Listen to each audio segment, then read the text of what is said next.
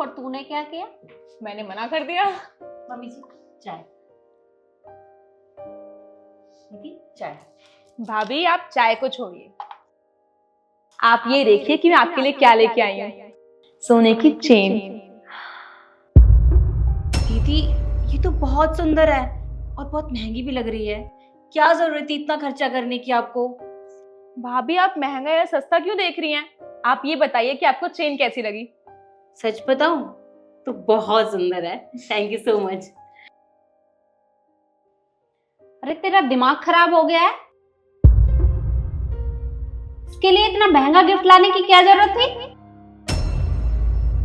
माँ,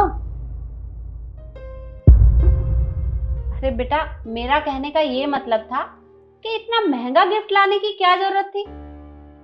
हाँ दीदी, मम्मी जी सही तो कह रहे हैं। और वैसे भी मेरे पास ऑलरेडी बहुत सारी चेन्स पड़ी हैं ऐसी, आपको लाने की जरूरत नहीं थी।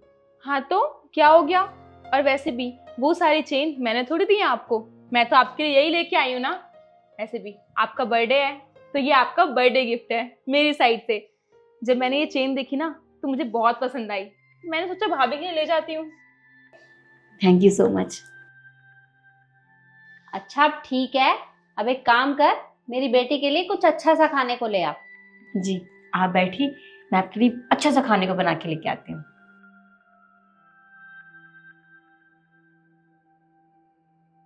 तू मेरी बात सुन, तेरा दिमाग खराब हो गया है? अरे इतना महंगा गिफ्ट कौन देता है अपनी भाभी को? माँ क्या हो गया है आपको? इसमें इतनी बड़ी बात क्या हो गई? अब जो हुआ सो हुआ, अब ले आई तो कोई बात नहीं, पर एक काम करना, जब तू जाएगी तो महंगी महंगी साड़ियां और महंगे महंगे सूट इससे लेके जाना। तेरे कुछ तो पैसे वसूल हो। माँ आप ये कैसी बातें कर रहे हो? मैं भाभी के लिए जो भी लेके आई हूँ वो अपने मन से लेके आई हूँ, मुझे किसी ने फोर्स नहीं किया था। और ना ही मैं इसलिए लेके आई हूँ ताकि बदले में भाभी मुझे महंगी महंगी साड़ियां और सूट दे सके। और आप तो जानते हो ना, मेरी शादी को 4 साल हो चुके हैं और आज तक मुझे जो कुछ भी दिया है वो सब भाभी ने तो दिया है। मैं तो कभी उन्हें कुछ दे ही नहीं सकी, पहली बार तो कुछ लेके आई हूँ उनके लिए। अरे तो फिर क्या हो गया? नंद का हक होता है कि वो अपनी भाभी से गिफ्ट ले, और भाभीियों का फर्ज बनता है कि वो अपनी नंद को खुश रखे। और वो कोई एहसान नहीं कर रही है तुम्हारे ऊपर, अरे तुम्हारे भाई की कमाई है, अगर वो तुम्हें कुछ दे भी देती है तो क्या हो गया? आपको पता है माँ, जो आप मुझसे भाभी के बारे में बोल रहे हो, बिल्कुल ऐसा ही मेरी सास मेरे बारे में बोलती है। जब उसकी बेटी घर पे आती है ना तो वो सोचती है कि मैं सारा घर उठा के अपनी बेटी को दे दूं। मैंने आज तक अपनी सास के लिए बहुत कुछ किया, उनकी खुशी के लिए हर चीज की, उनकी एनिवर्सरी से लेके बर्थडे पे गिफ्ट देना और सब कुछ किया। फिर आपको पता है, आज तक कभी भी उन्होंने मुझे एक पैसे का कोई भी सामान ला के नहीं दिया। आपने कभी सोचा है मुझे कितनी तकलीफ होती होगी ये सब देख के? और माँ मैं नहीं चाहती हूँ कि जो मैं फील करती हूँ मेरी भाभी भी वैसा ही फील करें।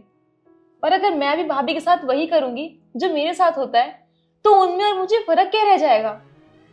और माँ आपने मुझे ये संस्कार नहीं दिए। और आपको एक बात और समझाना चाहूंगी कि अब आपको भाभी के साथ रहना है, मेरे साथ नहीं। तो आपको भाभी की ज्यादा फिक्र करनी चाहिए, उन्हें क्या पसंद है, क्या अच्छा लगता है, क्या बुरा लगता है, किस बात से तकलीफ होती है, इस बात का आपको ध्यान रखना चाहिए। अगर भाभी घर का सारा काम करती हैं तो आप भी उनके काम में हाथ बटा सकती हैं, उनके काम करा सकती हैं जैसा आप मेरे साथ करती थी। आखिर वो भी तो किसी की बेटी है ना।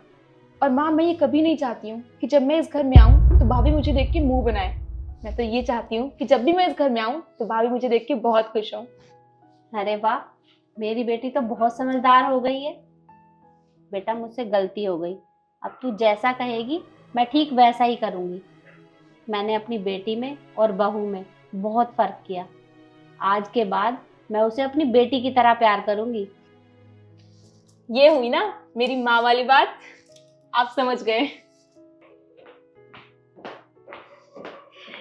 दीदी ये लीजिए, आज मैंने आपके फेवरेट फ्राइड राइस बनाए हैं। चलिए टेस्ट करके बताइए कैसे बने हैं। आपको याद था? और नहीं तो क्या, और भला आपके खाने पीने का ध्यान मैं नहीं रखूंगी तो कौन रखेगा बताइए। हाँ देखा मम्मी आपने, भाभी मुझसे कितना प्यार करती है, उन्हें सब पता है मेरे बारे में।